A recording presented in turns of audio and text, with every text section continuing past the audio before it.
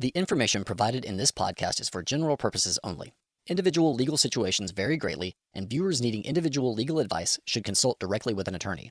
Eligible ATPE members may contact the ATPE Member Legal Services Department. Hello, and welcome to the ATPE podcast, brought to you by the Association of Texas Professional Educators and covering the hottest topics on Texas educators' minds today. Hello, and welcome to the ATPE podcast. My name is David George, and I serve as the editor for ATPE News. In this episode, we kick off a short series on educator leave. Whether you're planning for personal time off, dealing with an illness, or just need to understand your rights and benefits, we'll break down the different types of leave and how they work in districts across the state. To shed some light on this often confusing topic, we're joined today by ATPE Member Legal Services Department Managing Attorney Lance Cain. Hi, David. Thanks for having me. It's always good to be on the podcast and give out a little bit of information that's helpful to our members and educators out there. So definitely glad to be here. Leave is definitely an important issue. Yeah, it's great to have you back. Can you start by providing us with an overview of the different types of leave that's available to educators in Texas? Certainly, but just fair warning, there are a lot of different types of leave. There's state leave, local leave, discretionary, non-discretionary, paid, unpaid, FMLA, TDL, assault leave. So I think before we kind of go into some of that, a brief overview is helpful. Some of the terminology is sort of overlapping. So just to kind of set the basis, there's state versus local leave. State leave is the days that are required by the Texas Education Code. So school districts are required to give those to every school district employee, basically full-time employees. And there are certain rules in the Texas Education Code that govern sort of how those can be used and what districts can and can't do in terms of restricting them. Local leave is a little bit more flexible on the part of the district. It's entirely provided by the district, so they can put more guidelines on the use and how it's earned. So there's definitely a distinction between those two. Next is discretionary versus non-discretionary, and that's kind of how districts define vacation versus sick leave. So discretionary days are the days that you know in advance that you're going to take off. You have a plan for it. You can request it off from your supervisor. Sort of like if you have a graduation to go to, or in some cases an appointment, things like that, where you're going to be off. Non-discretionary is more akin to a sick leave day, where it's something that is not planned, either your own sickness or a sickness of a close family member. So that's a sort of a different type of leave. And leave overall, it is a very important benefit, like you said, whether it's needing a day or two here or there to take care of some personal business, or whether there's a serious illness of the employee or the employee's family member where they're going to need weeks or even months off. Well, I know that sometimes teachers will say, well, I've got sick leave and then I've got personal leave. And I know those could be two different things, but are those both non-discretionary? So personal days are going to be considered more discretionary days. So that's the type of thing where if you need a personal day off in advance.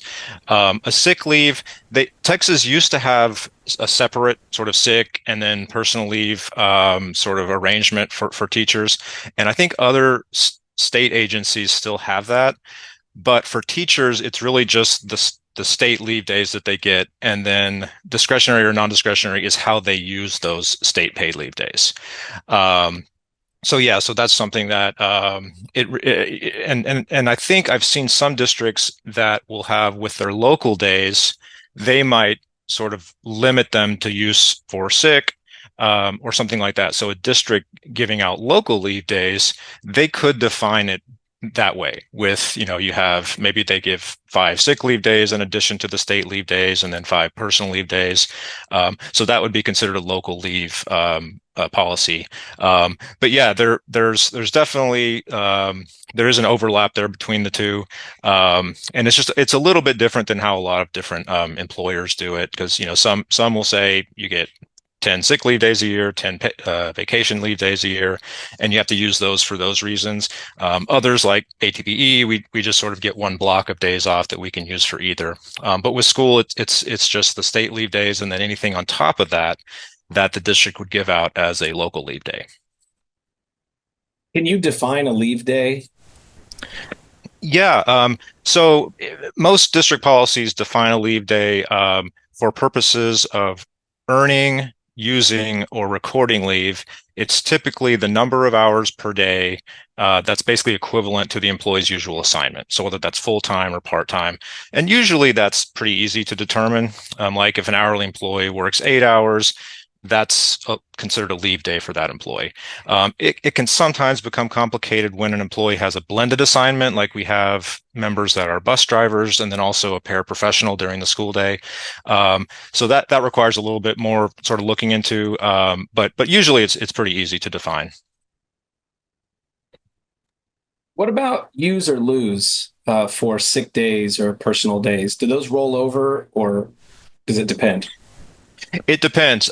With the state leave days, they do roll over. So that's something that that to keep in mind with especially in terms of the order in which they're used.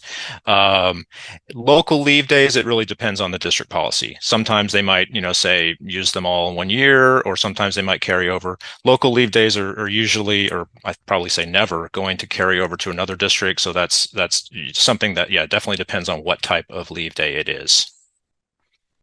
So district policies, those are obviously very important. When you're requesting leave, you want to ensure compliance with your particular district policy. How do you do that? Yeah, that's it. It can depend as well, and I'll probably be saying that quite a bit. It depends, but many districts use kind of like an online reporting system. So for the non-discretionary or personal or vacation day, non-discretionary is like a sick leave day. If an employee wakes up and they're sick or they have a sick child, they would use the district's reporting system. And it's also it could be informal or maybe even required. It's also common for supervisors to sort of expect some kind of direct communication, like a phone call or email or text, if the employee is well enough to do so.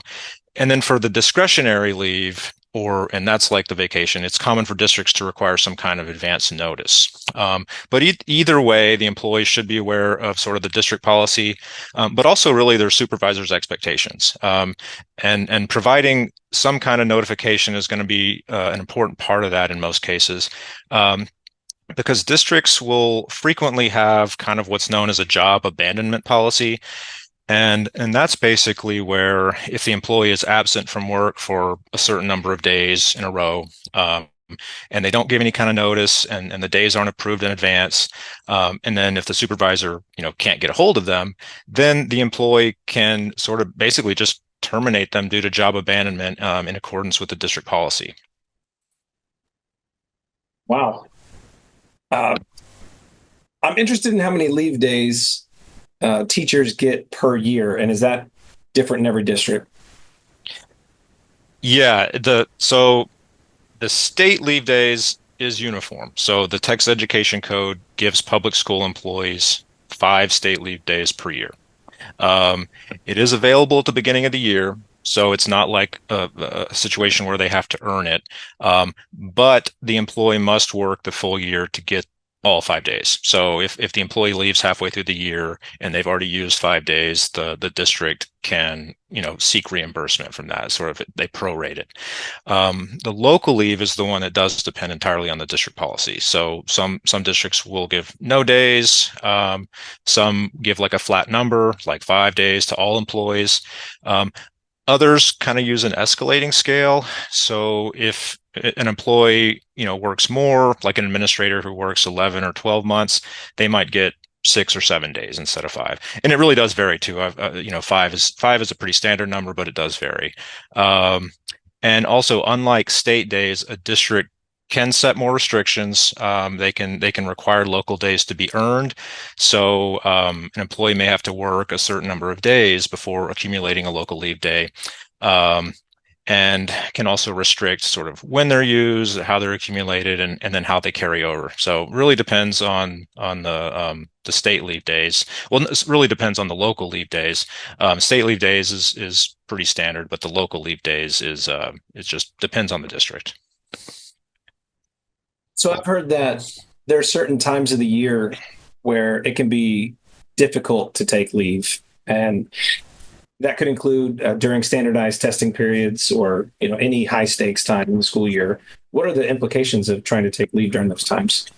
Yeah, that's a really good question. It's something that we commonly hear um, because I guess there's a misconception out there that if you have the paid leave days, that they are basically yours to use whenever you want. Um, but like most employers, school districts do require some level of supervisor approval for even the discretionary days. Um, and so while a supervisor isn't really supposed to ask the employee why they need the day of leave, a supervisor can take staffing needs and sort of the availability of substitutes into consideration, which might be under different sort of pressures during those high stakes times like testing. Um, and also, a lot of district policies will actually sort of set a what they call a blackout day for discretionary days. So, like a day before, after a holiday, beginning and ending of the semester, during testing, things like that. So does that mean you can't use leave in conjunction with those breaks or holidays if they're a blackout day? That's right. It's basically that paid leave cannot be approved during a blackout day. Um, I have seen administrators who are more willing to work with their employees, assuming that there's not a huge staffing issue, where they might actually be able to say, look, I know it's a really important thing that you have. Like, let's say it's a high school graduation for the employee's son or something. Um, and they can let the employee take the leave day, but they can't approve a paid leave day. So they can be absent, in other words, but they're not going to be able to get paid for that because the district policy has listed that as a blackout day. Are there any limits on how many days a teacher can use at a time? That also depends. If it is a non-discretionary, so like if the employee has a serious medical condition, then it is limited to really just the number of days that the employee has accumulated. So if they have, I don't know, 50 paid leave days, or also the type of protected leave, like the Family and Medical Leave Act or temporary disability leave, the FMLA and TDL. We'll talk about those a little bit more in another podcast. So it really depends. For discretionary leave, which is like the personal day, districts do often place limits on the number of days an employee can take consecutively. I've seen where it's 3 or 5, sometimes if they're generous, maybe 10. But if the consecutive days go beyond that, they won't be approved with pay. Sort of like with the blackout days, some supervisors might allow the employee to be absent, but due to the district policy, they can't technically approve a paid leave day. Even in the case of emergencies? Well, so if it's a medical emergency, then that's different. If it's a medical emergency, then it's sort of non-discretionary. That would sort of trump a blackout day. So if the employee is sick, the blackout days and any kind of restrictions on the state leave days are really only applicable to the discretionary days. If it's a emergency and it's not necessarily related to a medical situation, it might come down to sort of the supervisor approval on that situation. Well, what kind of documentation would be required for something like that? Um, it Usually, discretionary leave doesn't require any type of documentation, so that's just where the employee needs a day off to do something personal. And again, the supervisor isn't really supposed to ask the reason why. For non-discretionary leave, a doctor's note may be required. Maybe not if it's just a day or two, if it's just you wake up and you have a fever, it's a Friday, you can probably call in sick without having to provide a leave day. Uh, but a doctor's note may be required after a certain number of consecutive absences. So I've seen district policies where they do, it's sort of they will define 5 days as a number of consecutive absences, where after that a doctor's note is required. Um, and then districts are also allowed to implement sort of what's called a neutral absence control policy, where it allows employees to be disciplined or terminated for excessive absences. So that's something that, you definitely want to make sure that if you are going to be absent a certain number of days in a row, it might be a good idea to get some kind of medical documentation. Districts can actually sort of require a doctor's note if there's a questionable pattern of absences. So you want to keep an eye on that as well. So, having good communication with your supervisor or whoever's in charge, whoever's sort of coordinating the leave, whether that's a campus administrator or someone in HR, having that good communication so they don't feel like it's a questionable pattern can be really helpful. Now, what about accumulating leave? Are there any limits to how many leave days that you can build up? No, there's actually, well, for state leave days, there's not. So yeah, and any unused state leave days are carried over from year to year. So that's a really good sort of continuation benefit that employees have. I've talked to some employees who over the years have accumulated dozens of days of leave. Usually at that point, they're wanting to find a way to use them all before they retire, which again, can sort of be tricky because of either district restrictions on discretionary leave or supervisors' sort of unwillingness to approve regular discretionary leave like that. I had a client one time who's wanted to take every other Friday off, and after a while, I learned that it was to go fishing. So that type of thing, you sort of have to just play it by ear. A district can restrict the amount of local leave that someone can accumulate. So they could have a use it or lose it policy with local leave, or say you can only accumulate so many leave days locally. And how does that apply to sick leave? I know some teachers never, like my wife, she never takes sick leave, Mm-hmm. which of course would be the non-discretionary. Mm-hmm.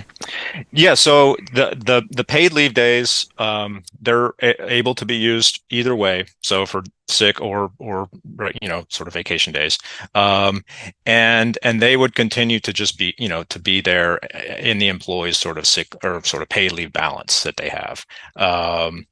And so yeah, if it's a state leave day, they can use either they can use the day either for sick or vacation.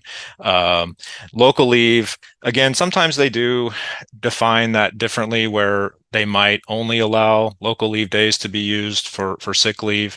It just really depends on the district policy there. Now, you may have touched on this earlier, but what happens to a teacher's leave when they change school districts within the state? hmm Um, yeah, the state leave carries over.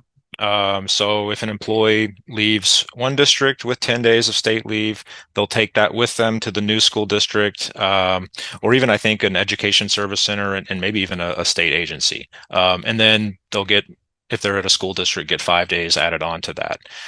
Local leave would not transfer over to another school district. So basically at that point, they would lose it. Some districts do have a leave buyback policy, so that's an important thing to look at when you're considering leaving a school district. Not only the number of years that an employee works, but also how much notice they give can be important to sort of becoming eligible for those buyback policies. Because usually the district will require a minimum number of years in the district. And at that point, if you've served, say, 10 years, then the district will buy back the unused leave days. Usually it's at a reduced rate, but it really just, again, it depends on district policy. So yeah, that's a very important thing for employees to look for. I had a client one time who missed out on their leave buyback policy because she didn't give 90 days of notice. I think she gave like 66 days of notice. This was in the summer, so she didn't know that she had to give 90 days. It was a real unfortunate situation because she'd been with the district for 30 something years, and the district was not sympathetic or willing to work with her.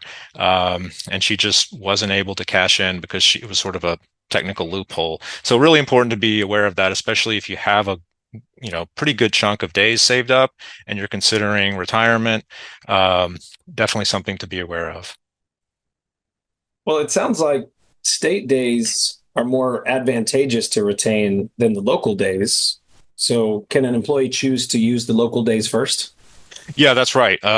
State leave days are definitely more transferable. And so yeah, an employee can choose the order in which the paid leave days are used.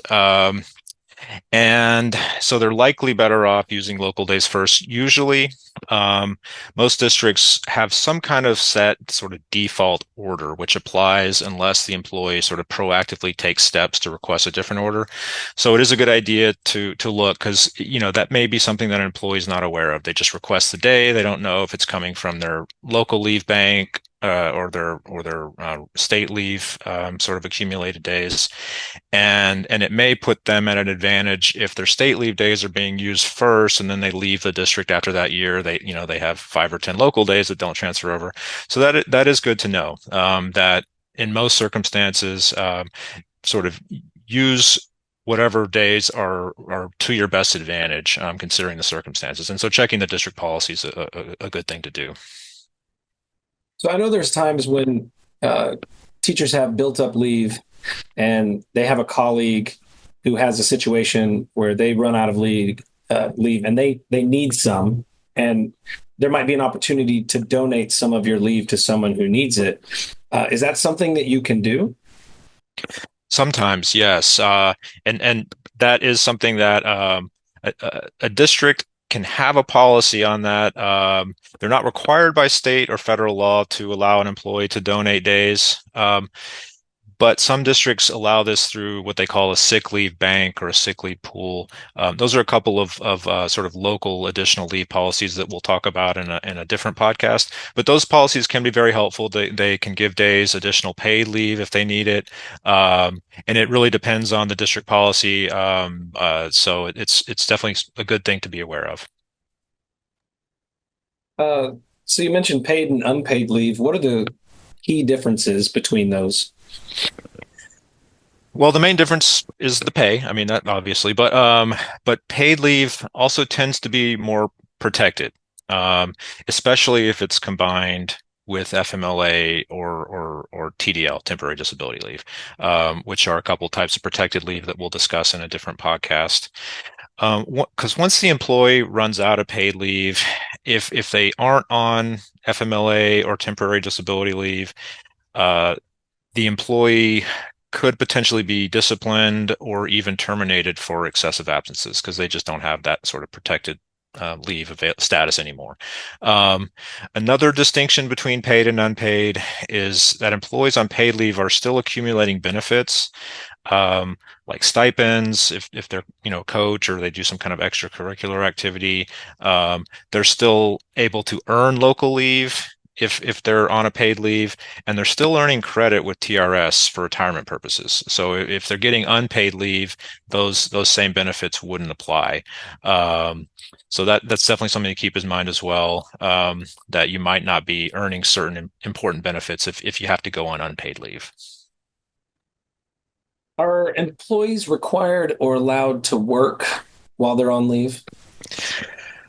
No, employees should generally not be asked or required to work while on leave. It can be a big no-no. The district probably even has a policy about this. And it can work both ways. Some employees want to do work while they're on leave. Some employees don't want to do work while on leave, and the district wants them to. So it really can work both ways. But even in situations where an employee sort of wants to voluntarily do work while on leave, that policy that the district have may prohibit them from doing so. I think it's mainly because a district could be on the hook for paying hourly employees, I mean, not teachers necessarily, but hourly employees. And also, if the employee's on FMLA, that could pose a problem for the district. However, considering FMLA, the FMLA regulations do allow limited contact with an employee. So if the employee's on leave, there's limited circumstances like for passing on institutional knowledge to new staff or providing closure on sort of a complete assignment. So there is some communication. I mean, it should be pretty limited. And also any kind of contact that the district has with the employee on FMLA shouldn't interfere with the employee's leave. So those are important things to keep in consideration. I think where it comes up a lot with school districts and primarily with teachers are, maybe lesson plans or, things like that the district wants to pass along to the substitute. Maybe they can't find something in the employee's desk or something like that. So limited contact is going to be allowable, but they shouldn't be sending the teacher, grading or things like that to be consistently doing while they're on FMLA leave. One final question for you. I know during the COVID-19 pandemic, there were some changes made to leave policies all across Texas. Are any of those still in effect today? Well, that's true. There were a lot of laws that were not laws, but there were a lot of policies in Texas school districts and employees in general, and also federal laws passed to give employees paid leave for COVID-related absences. Those have since expired. The federal laws. Some school districts that created their own policies, I would suspect that they've probably expired as well. It hasn't come up as often, but it's something that we haven't seen a lot of lately. So a school district might create a policy where they give 5 extra paid leave days if the employee can sort of verify that it was for a COVID-related absence. Other school districts created incentives for employees who, received the vaccine. And those, I guess, technically could still be in place, but it really would just depend on the individual district. Well, Lance, thank you so much for being here today. Really appreciate it. Well, you're very welcome. And we look forward to having you back soon as we continue this series on educator leave. And as always, if you have any questions or feedback, you can send those to com@atpe.org. And we encourage you to subscribe to the podcast as well as leave us a review. So thanks again for being here, and we'll see you next time on the ATPE podcast. Thanks for listening to the ATPE podcast. For more information about becoming part of Texas's largest community of educators, please visit atpe.org.